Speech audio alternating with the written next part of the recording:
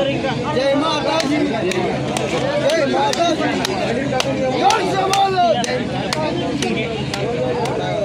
माता की।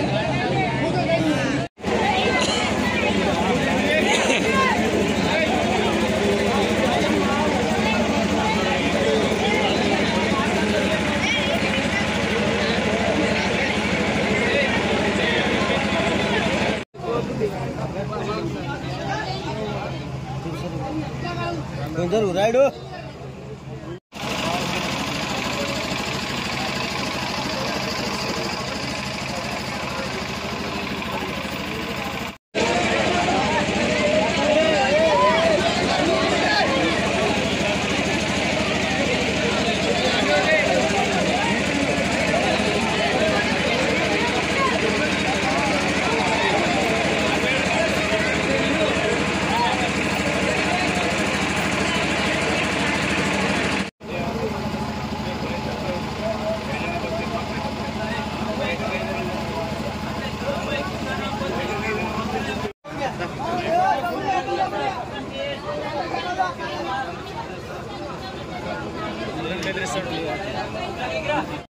మిర్జాపూర్ గ్రామం బైసా మండలం ప్రతి సంవత్సరం దుర్గామాత ఘనంగా అందరూ కలిసి ఇక్కడ ఈ సంవత్సరం కూడా జరుగుతుంది. నిమజ్జనానికి ఒక గంట దగ్గరలో ఉంది. అయితే ఇక్కడ దారిలో కరెంట్ లైన్ అనేది చాలా కింద ఉన్నది.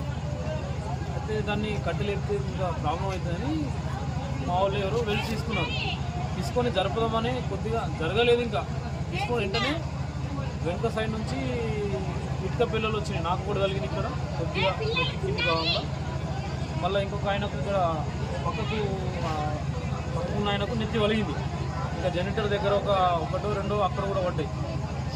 ఎవరు చేసారో కావాలనే గ్రామంలో కొద్దిగా అలజడి చెడ్డ చేయాలని ఉద్దేశం చేసింది. కాబట్టి దీన్ని ఎవరైనా కానీ మన ఉన్నతాధికారులు పోలీసు వాళ్ళు కానీ వాళ్ళని తప్పు చేసిన వాళ్ళని పట్టుకుంటేనే మనకు ఇక్కడ వాతావరణం అనేది మంచిగా ఉంటుంది. కాబట్టి కంపల్సరీ వాళ్ళని అంటే ఈజీగా తీసుకోకుండా వాళ్ళని పట్టాలి. అయితేనే మనకు ఇలాంటి వాళ్ళ వల్లనే మన గ్రామం ఖరాబ్ అవుతుంది. వీళ్ళకి నుంచి ఇంకా పక్క గ్రామాలు ఖరాబ్ అవుతాయి. ఇట్లా కాదంటే కరెక్ట్ దొంగ దొరకాలి. ఎవరికి తగిలింది నెత్తి వలిగింది? సార్వజనిక్ దుర్గామాత శోభయాత్ర ప్రశాంతంగా జరుగుతున్నది.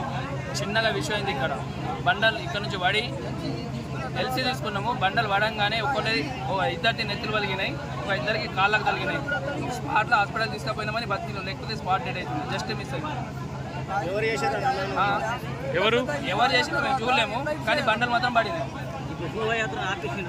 మేమే ఆపినాం. శోభయాత్రకు బండలు పడి ఇప్పుడు బండలు పడిన మీద పోయినాయి. చిన్న చిన్న పిల్లగాళ్ళు ఉంటే వాళ్ళ మీద పట్టి స్పాట్ డెడ్ కదా ఆపేసి న్యాయం కోసం ఇక్కడ కూర్చున్నాం. అంతే. ఇంకా మేము గొడవలు చేయలేము. గొడవలు చేస్తే మళ్ళీ వేరేలా ఉంటుంది. అయినా మేము ప్రశాంతంగా కూర్చున్నాం ఇక్కడ.